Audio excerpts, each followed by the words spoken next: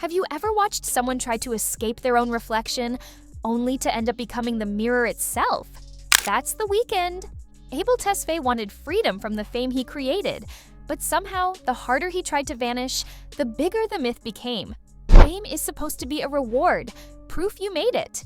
The dream everyone chases, recognition, influence, legacy. But if you've been watching Abel Tesfaye, The Weeknd, you know that fame, at least for him, became a cage that got prettier but tighter. It's wild, right? He built a whole world out of heartbreak.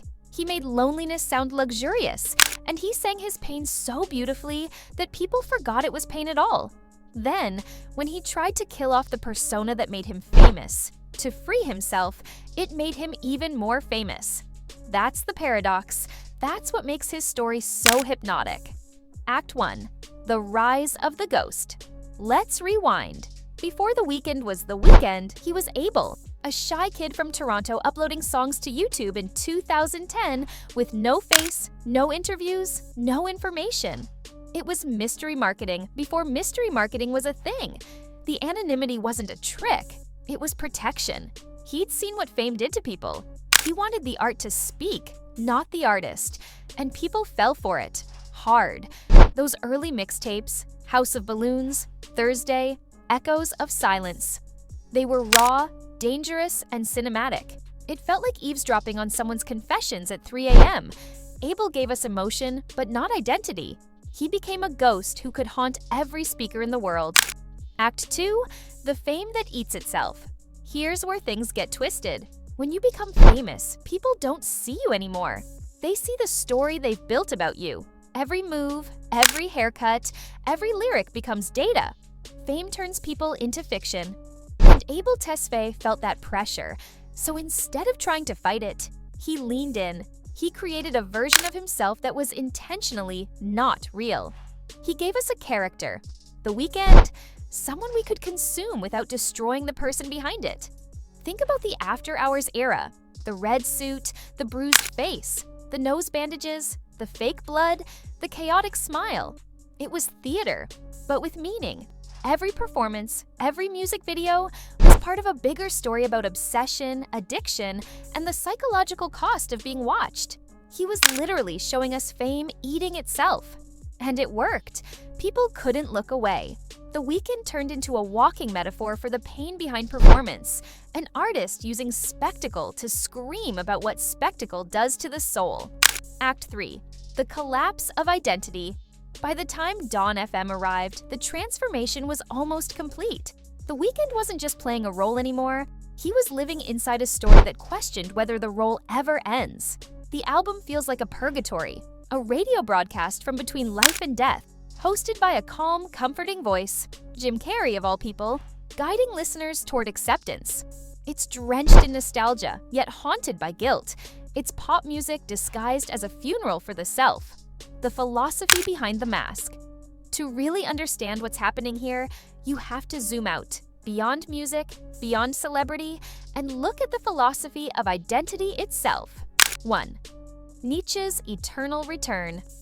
Nietzsche once said that life is a cycle that repeats infinitely, that to live fully, you must be willing to live your life again and again, exactly the same. Abel embodies that. Every album, every era is a rebirth, but also a return. He keeps dying and coming back. From Trilogy to Starboy to After Hours. It's the same loop. Excess, self-destruction, resurrection. The art becomes therapy, but also prophecy. He's stuck in the eternal return of fame, performing his own reincarnation over and over. 2. Baudrillard's hyperreality. Jean Baudrillard talked about hyperreality when simulation becomes more real than real life. The Weeknd's image is pure hyperreality. The blood, the bandages, the plastic surgery masks, none of it's literal, but it feels emotionally true. The fiction tells the truth better than the truth itself. That's why people connect so deeply. They're not seeing Abel Tesfaye. They're seeing their own reflection through him. 3. Goffman's presentation of self. Sociologist Irving Goffman believed we're all actors, performing different versions of ourselves in daily life. The stage changes, work, love, social media, but the mask remains. The Weeknd just made that idea explicit. He put the mask front and center and said, "Here, this is me pretending, and the pretending is the only thing keeping me alive."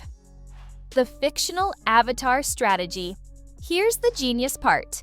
By turning himself into a character, The Weeknd regained control. If people were going to project onto him anyway, he decided to give them something designed to project onto. It's like he hacked celebrity. He created a persona that could take the hits, a kind of emotional stunt double. The post-fame era. We're now watching The Weeknd step into something new, a space beyond fame, beyond identity, beyond even music. He's acting, producing, experimenting. And yet, even as he says goodbye to the persona that made him, the myth only grows stronger. Because here's the truth. The more you try to escape the system of fame, the more it needs you. Every attempt at disappearance becomes content.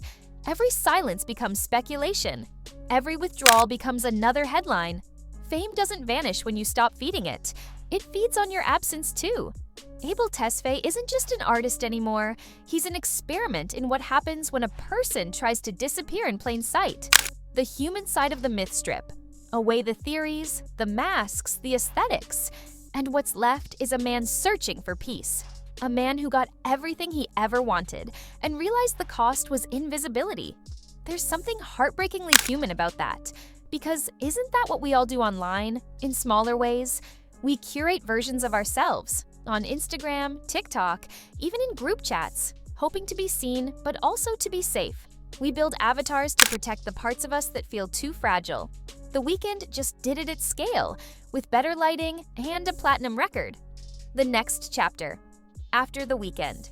Now he says he's retiring The Weeknd, and maybe he means it, or maybe, like every version of himself before, it's just another transformation. Maybe Abel isn't escaping fame. Maybe he's finally writing the ending on his own terms. Whatever happens next, the art will evolve, the sound will mutate, the mask will shift. But the paradox will stay, because the post-fame world doesn't have an exit door. It only has mirrors. And Abel Tesfaye? He's learned how to dance with his reflection. So here's the question. In a world where everyone's performing, can anyone ever truly be real? The Weeknd's story isn't just his. It's ours too. We're all trying to find authenticity in the middle of illusion. Maybe the trick isn't escaping the mask. It's learning to breathe inside it. If this story got you thinking about fame, about identity, about the weird art of staying human, subscribe, stay curious, and let's keep unpacking what's really behind the spotlight.